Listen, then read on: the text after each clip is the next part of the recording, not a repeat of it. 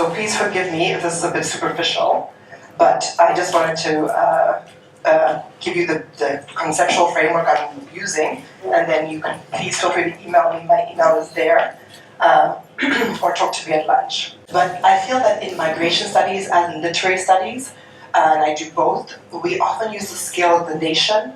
We say that an Argentine national has moved to Germany, an Indian national has moved to Dubai.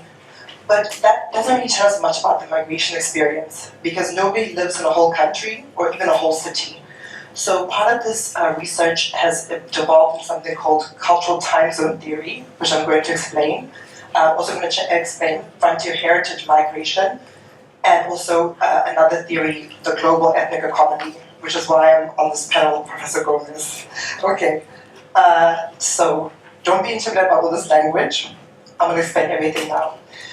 So what is frontier migration? So what is frontier migration? This is the source of my study. In 2011, I began this study, and I had absolutely no conceptual framework to work with, because I look at people leaving the global north to come to the global south, leaving developed economies to go to developing economies, from what we call advanced economies to emerging economies.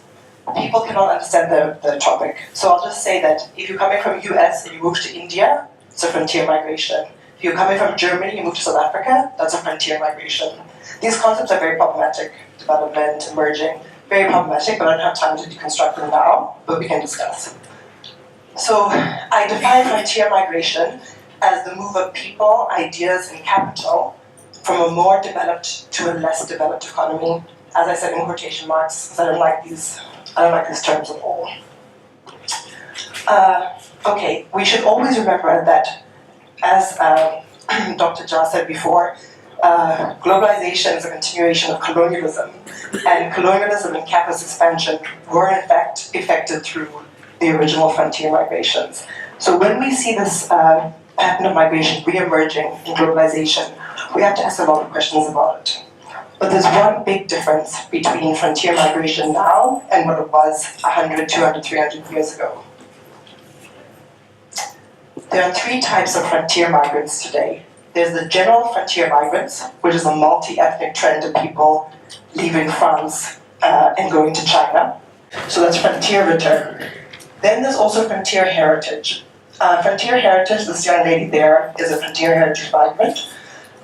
They are people who were not born or raised, or they could have been born but not raised in India, for example. This lady was raised in California, and then as an adult she moved to India. We have to think about the economy really in ethnic terms, and that gender, ethnicity, race, etc. play a big role. In the Indian context also, ironically, for heritage migrants who are leaving America or Canada or Germany because they feel there's racial discrimination against them as Indians, here in India, white privilege is playing a big role in the economy. So a lot of frontier migrants from Europe and America benefit from being white and closing business deals. This is what they reported to me. Okay, I'll just say I'll just dash through these because I have to wrap up. So this is another frontier heritage migrant. Her name is Anita Jain. She's an author. And this is the question of why she's moved to India from, she was raised in California, then living in New York, came to India. These are all the questions we ask. Is it love that she's moving for to get married, identity, belonging, etc., etc., the new economy, the new India, blah, blah. But also, I then ask, what India does she live in? I'm using her as an example. In a situation in which we have extreme uneven development, this is a very stereotypical image from South Africa, but it's stereotype, but it's real. There's extreme uneven development. So that means that there's poverty and wealth simultaneously side by side. Here in Delhi, we see that in Kirti Extension and Select City Walk Mall. So this is why I asked, when a migrant moves, you can't say, are you moving to India? Tells you nothing. Are you moving to Delhi? Not much. South Delhi? No. You have to really ask, where do they hang out? So a mall is a cultural time zone. It's a particular microspace they live in. If you live in Kirti Extension, next to it, very different migration experience, extremely different. So cultural time zones are just basically a theory of microspaces. Okay, so to finish up, literary studies, migration studies, etc. rely on the scale of the nation as an organizational category. Is it still relevant in today's unevenly developed worldscape, especially because globalization has increased inequality greatly?